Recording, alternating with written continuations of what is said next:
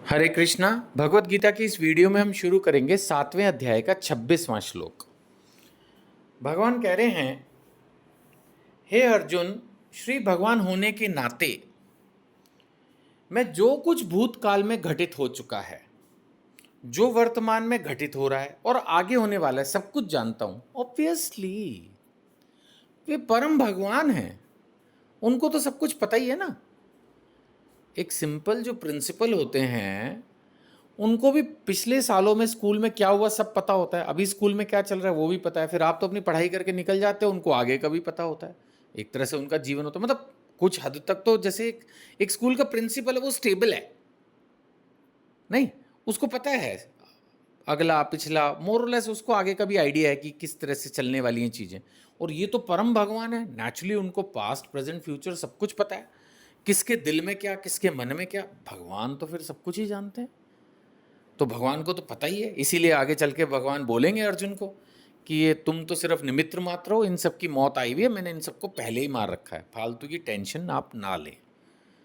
तो ऐसे ही हमारे जीवन में आधी से ज़्यादा चीज़ें तो सब पहले से डिसाइडेड ही होती हैं। थोड़ा थोड़ा भगवान हमें फ्रीडम देते हैं अपने हिसाब से चीज़ों को करने की, अदरवाइज तो मोर और लेस बड़ी बड़ी चीज़ें सब डिसाइडेड ही हैं।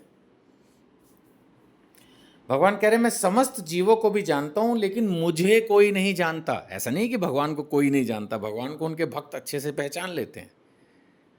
नहीं, आपको क्या लग रहा है, भीष्म पितामह नहीं जानते थे भगवान कृष्ण को? अच्छे से जानते थे, पांडव भी जानते थे।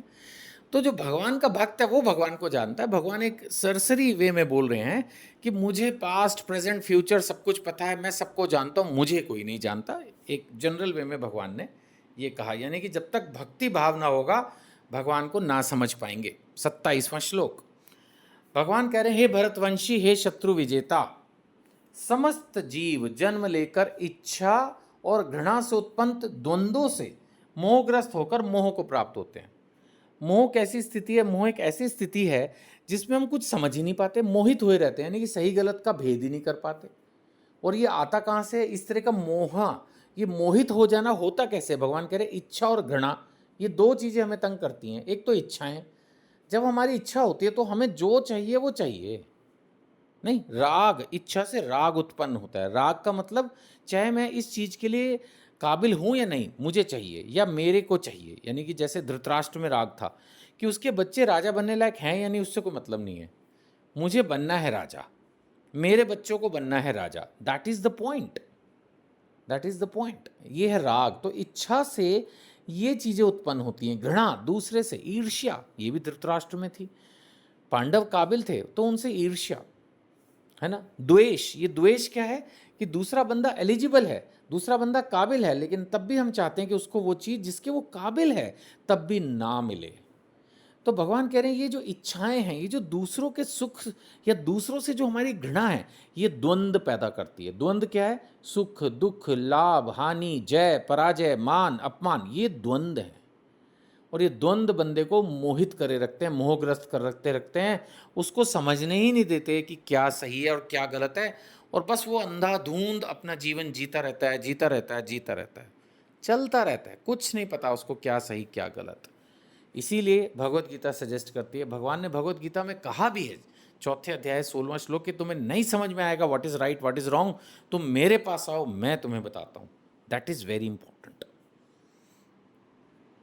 एक और श्लोक लेंगे, 28वां श्लोक। भगवान कह रहे हैं, जिन मनुष्यों ने पूर्व जन्म ने तथा इस जन्म में पुण्य कर्म किए, यानी भक्ति में था वो, ये हम 6 अध्याय में पढ़ चुके हैं कि कैसे जो है ना, जो भक्त होते हैं, अगर किसी तरह भक्ति उनकी पूरी ना हो तो कैसे वो जन्म जन्म इंप्रूव करते हैं और अल्टीमेटली उनको मोक्ष मिलता है। तो भगवान यही कह रहे हैं, जिसने पिछले जन्मों में भी पुण्य कर्म किए हैं, भक्ति में कर्म किए, सेवा की है, इस जन्म में भी किया है, और जिनके पाप कर्मों का पूर्णतया उच्छेदन हो चुका है, यानी अब भक्ति करने से उनके पाप का फल खत्म हो चुका है, यानी पाप का जो भी उनको फल मिलना था वो जल चुका है, खत्म।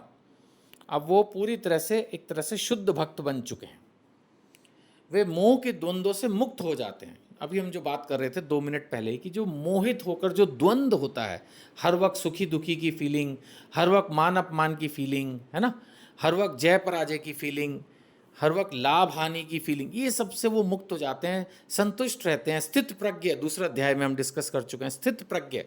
तो जब वो स्थिति हासिल होती है तो वे सफलतापूर्वक मेरी सेवा में तत्पर होते हैं। ये तत्पर शब्द भगवान बहुत बार यूज़ करते हैं। तत्पर माने कंटिन्यूस, रेगुलर, लगातार, बिना रुके वो बंदा भगवान की सेवा करता है। That is very important.